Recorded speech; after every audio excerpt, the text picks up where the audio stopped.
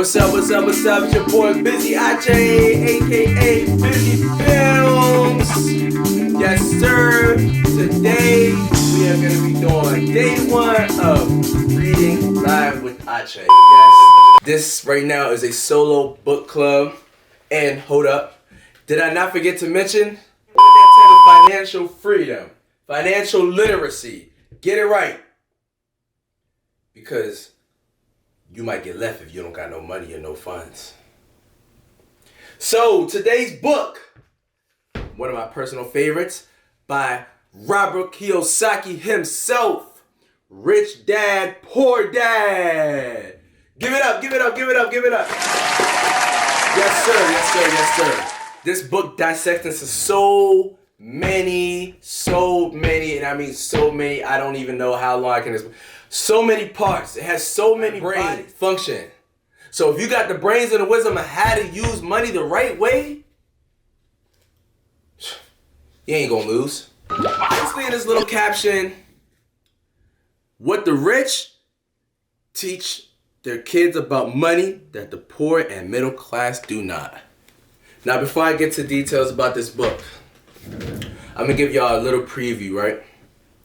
Me personally, I love money, but what I love is the journey of what I'm doing when it comes to me getting money, right? You got this saying that say, if you chase something, eventually it'll run away from you. So you gotta know you're doing something and you gotta understand money is already there, right? You gotta also understand this. When it comes to business, when it comes to anything you do, if you want to be the best at it, you got to work hard, you got to hustle, you got to sacrifice. I don't even care if you don't get no sleep. You got to make sure you get up every day. You got to eat, sleep, think, breathe, sweat, wake up, pass out, faded, drink, get right back to them goals and everything that you want to do to be successful, whatever it is. All right, right?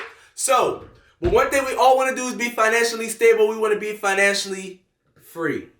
Am I wrong? Am I wrong? So look. It's only a game. Why you have to be mad? One thing that you also got to learn when it comes to being financially literate is knowing financial literature. Financial literature. Financial vocabulary. Which means you got to understand the definition of stuff like consumer goods, consumer, venture capitalist, capital, a capitalist, and so far and so on. Alright, so the reason why I like this book really inspired me into really managing money the right way.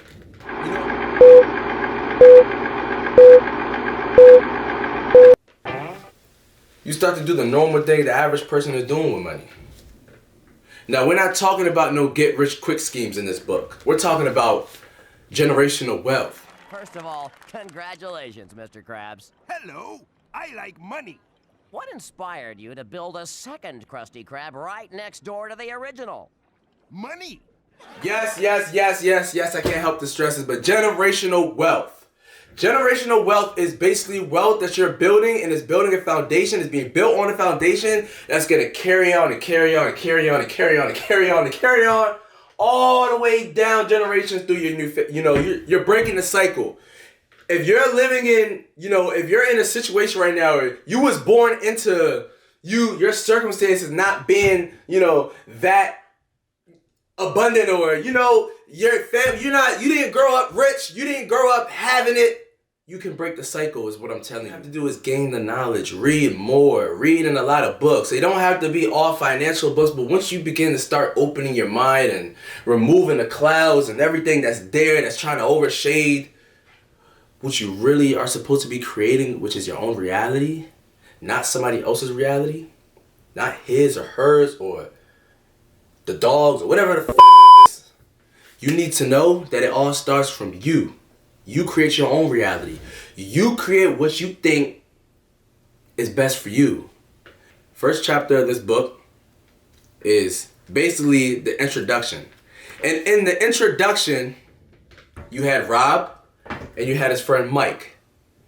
Rob's dad was, believed in go to school, find a career, and just work. Save money. Even if you're busting your back to do it, save money. Every sweat dollar, every tear, every blood drop, save every goddamn penny. Mike's dad was rich. Mike's dad believed in going to school, but he also believed in building assets and taking risks. Now, what he meant by assets, he's basically talking about stuff that brings you cash flow, things that bring you money, right? Things that bring you more money, MSI, multiple sources of income.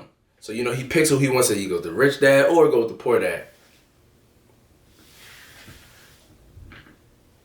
So in the beginning of the book, Mike's dad tells him to start making a plan. So they started to mold aluminum, whatever they started to mold. Basically, they was to create their own business, and it turned out that you couldn't do it because it was illegal. But Mike's dad did compliment them in a way as, this is the start. This is where you start. Once you start using your own brain power to create, not take what's already given to you, but you create something new to form an opportunity, is where it all starts, which means you're capable. You're capable of creating a new way to make money. You're capable of not being enslaved. You're capable of not feeling like you gotta wake up every morning and drag your ass, when you don't really want to go to work, when it's not really for you. You know there's stuff that you could be doing better.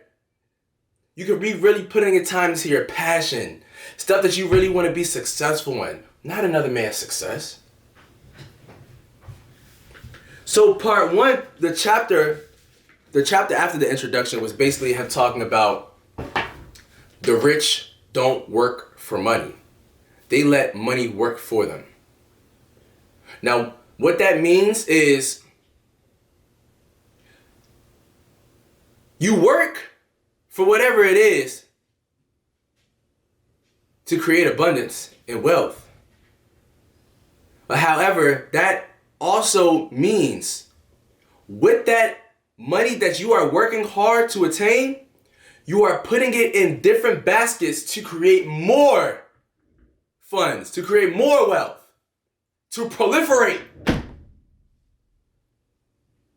Not just one dago egg that, you hold on to the egg so much that you work so hard for it, and that's the only egg you have if there's any accident. Right? Number two, I'm gonna go over in the next episode, I'm gonna be going and dissecting each chapter, one to the next. At the end of it, we'll have a group discussion. You can leave the comments in the comments. Also, make sure you like and subscribe to Live with Ache. Yes, it's your boy.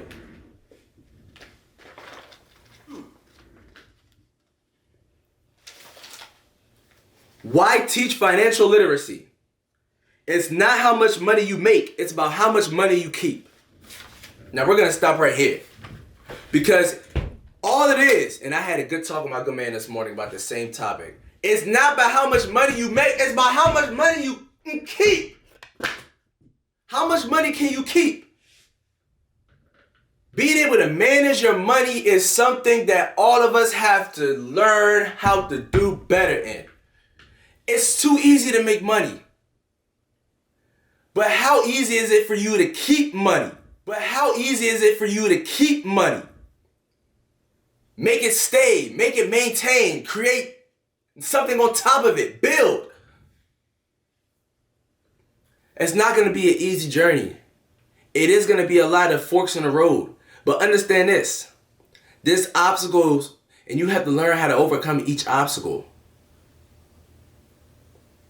I don't know how more exact and how much precise I can be to relay that to you guys. Financial literacy means everything. Another thing, make sure you guys understand the terminology and the difference between debt. You got good debt, you got bad debt, right? And that's a lot of stuff that this man talks about. Good debt and bad debt. Good debt is any debt that you going for the right cause. Bad debt is for the wrong cause. Basically, assets, liabilities. Remember, asset, anything that brings you income. Liability, anything that takes income from you. The 16th Amendment. If y'all read y'all Bill of Rights, y'all read y'all Constitution, the 16th Amendment in the Bill of Rights impose taxes. Now, it took 50 years for that to happen. But then it happened. Because England was already taxing their peoples. And then America started to use tax. That's why we have tax on everything. That's why we pay tax. Uncle Sam. Number 3 is mind your own business. That's the third lesson. So let me go over it again. The rich don't work for money. Right? Number 2. Why teach financial literacy? Basically, why is it so important? Why do you want to teach it? It's important. Lesson 4. The history of taxes and the power of corporations. The rich invent money. Work to learn. Don't work to earn. Just keep that in mind, even though you're still working to earn, but work to learn the skills that could bring you more to earn. 7, overcoming obstacles. That's what I'm talking about. It's always going to be that fork in the road, but you got to know how to drive around it. Sometimes you got to know how to jump. You might have to know how to jump over that shit. Anything that's going to get you to the next level is not going to be easy. Cut it out. It's not going to be easy. Education, experience, then you get excess cash. Excess cash. Education, experience, then excess cash. Those are the 3 E's to being financially literate. We all have to understand that when we first came out the womb, we was all born with some type of talent, some type of passion that we all had. At the end of the day, everybody had a dream about, creating this fantasy of, having a family or a mansion with multiple bedrooms. That never went away. Everybody is just taught, everybody after a certain age, they make the status quo as if you had this dream when you was young and you don't attain it by a certain age, it's not really real. It's just something that's quote unquote being a kid. But I beg to differ on that because people are making it every day and no matter what it is, they're doing whatever they had passion for, they're making it. So you can do it too. Don't quit. Even if it hurts, you might have to cut people off. And you know what they say, success comes with a price. You just had to pay the price. Are you willing to pay for it? It's all up to you though. This your boy Busy Ache though. Busy Films. I am gone. Close the book.